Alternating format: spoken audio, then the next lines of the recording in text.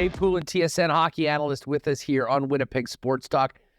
Poulin, I've got to ask you about the latest on the Jets. Elliot Friedman on the weekend at the intermission reported that the Jets are listening to offers on Connor Hellebuyck, Mark Scheifele, and Pierre-Luc Dubois. I know you've been taking a lot of time looking at the Jets' contract situation, what happened this past season and the last few seasons as well. What do you make of what's on Kevin Cheveldayoff's to-do list as we get into the next few weeks before the draft? Let's start a little bigger than just Kevin Cheveldayoff and say that right now, I think I see a little bit of a shift in the NHL in that you're going to have to roll the dice and make big moves. The draft and development model is fine, but if you think of the two teams who are in the finals, both those teams have been willing to make major moves to change good teams. And Winnipeg and Kevin Cheveldayoff, they've been a good team. And, you know, they went to the conference finals in 2017? 18. And so, you know, and then they've dealt with some things, some variables, the defense core changing out. But you can have a good team and roll the dice instead of waiting for your young guys to join, roll the dice and make them better. And what bigger roll of the dice than Florida? Like they're the President's Cup team last year. They traded the number 2 scorer in the league. They traded a top pairing defenseman. They traded a good young prospect in Cole Schwinn. And so look at it and say, what changes can you make? Vegas, let's get serious here. Any player that's available, they look at. They've traded for a star right winger in Mark Stone. They've traded for a star centerman, which everyone said you can't do, in Jack Eichel. And they signed Alex Pietrangelo, the best free agent defenseman in the last couple of years. So the reason that I think this is a good summer to look at it even harder, Andrew, is because it's a thin year for UFAs. If you want to significantly change your team, it's not a big year for UFAs. So I think Winnipeg would have lots of trade partners, and I do think it's time for significant change. Significant change means significant players. You've also got the contract status of both Mark Scheifele and Pierre-Luc Dubois, who will be unrestricted free agents moving forward. Pierre-Luc Dubois has a contract situation a year out as well. And so with these variables, you look at it and say, this could be a prime time with a lot of available trade partners to trade and to make your team better. And, you know, and Connor Hellebuyck, I mean, I wrote a column on goalies, and I think I had 8 teams or 9 teams who had a clear-cut number 1 goalie. And Winnipeg absolutely is one of those teams. But none of those teams are left. And the only one in the final 8 was Dallas with Jake Ottinger. And the other 7 had some sort of combination platter, just acquired platter, not really sure who is our guy platter in Carolina with 3 guys. And so if the market were that strong, of everybody, I would work my hardest to keep him just because of that position, and you have him. But you would understand that if the offer were ridiculous for him, you'd have to listen. Yeah, I mean, you know, what we've been hearing through insiders, obviously from the team, is that listing on these players, but very clearly we're not going into a rebuild.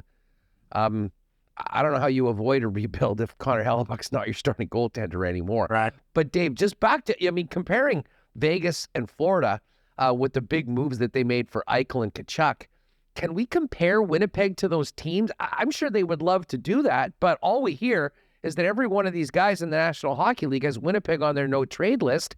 And on top of it, I mean, both of those guys wanted to go to those places. It just seems like Kevin Cheveldayoff, when it comes to making those big moves, has not only one hand tied behind his back, but half the time, both of them.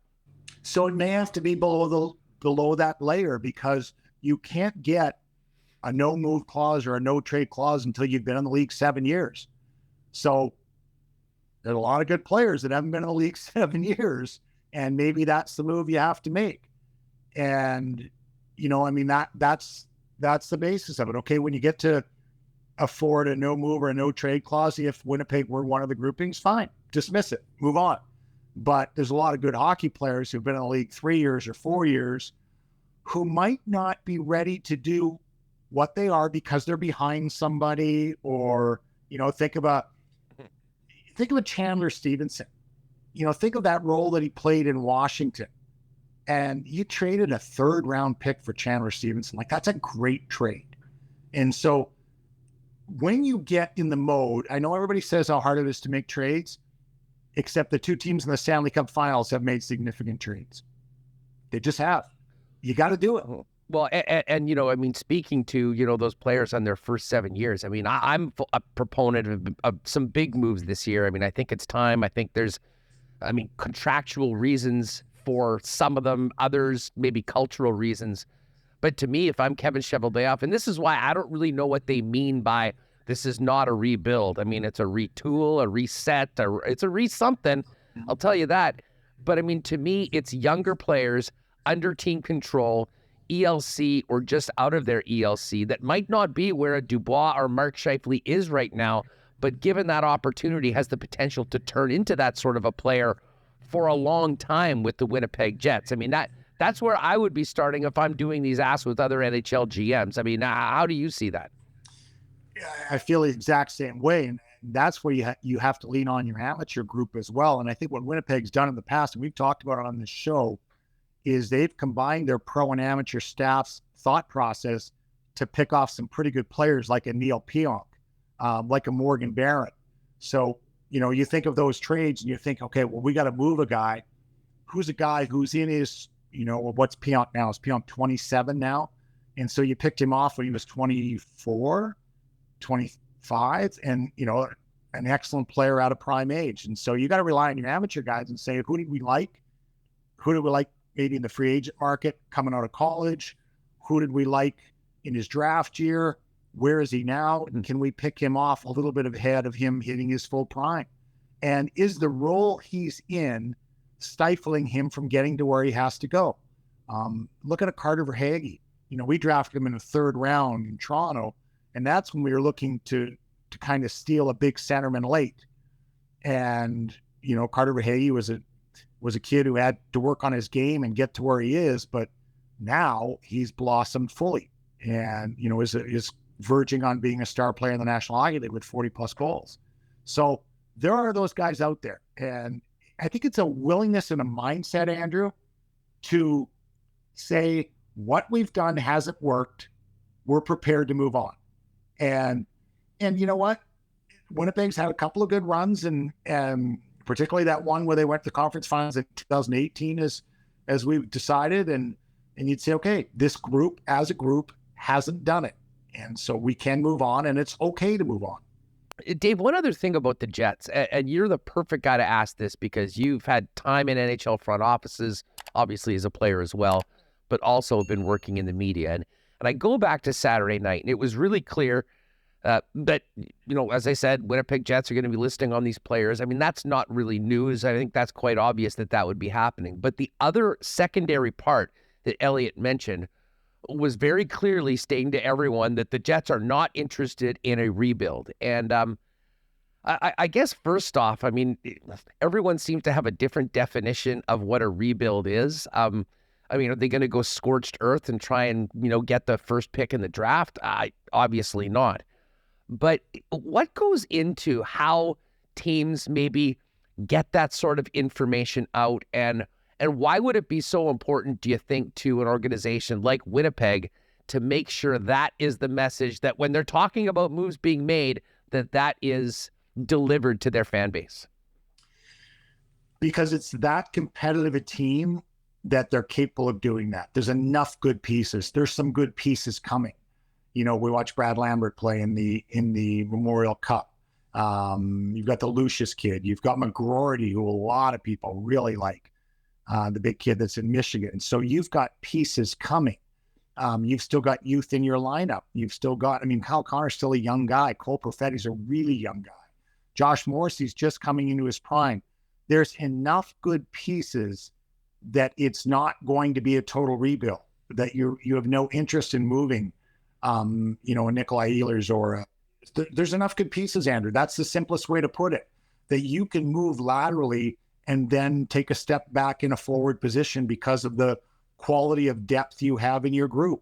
that third line, like if you composed a third line of Morgan Barron, Adam Lowry, and Mason Appleton, you've got your third line in place for years to come. So that's why it's not a total rebuild. There are a volume of good pieces that other teams can't claim to have. Yeah, and I guess, like, I mean, do you, when someone says rebuild to you, is that what you take from it? I mean, they're going to kind of strip it down to the, do what the Chicago Blackhawks did.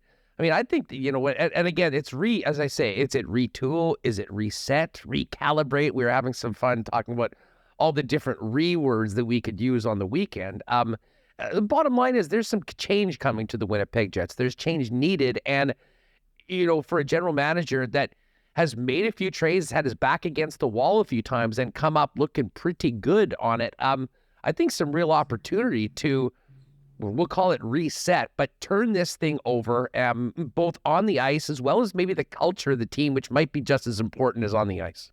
I would agree. I think those things are attainable. I really do. I think, and once again, there are enough good pieces in place. Like Cole Perfetti's a top 6 player, and he's only going to get better. And we don't know about all the other young ones that I mentioned yet, but they're potentially, the 3 in particular, are good players, and they have a chance to be good NHL players. So if you said of those 4 that 3 of them turn out, and then you get a surprise or 2 along the way, and you've got your Connor Ehlers, Perfetti in place, we'll see what happens with the 2 big centermen in Scheifele and Dubois. If you did move one where the other one, is that enough for the other one to say, okay, this is my house now? We don't know that. But there's cycles to this, Andrew, in terms of, it seems like the players right now are getting a little bit of a sway back to the power.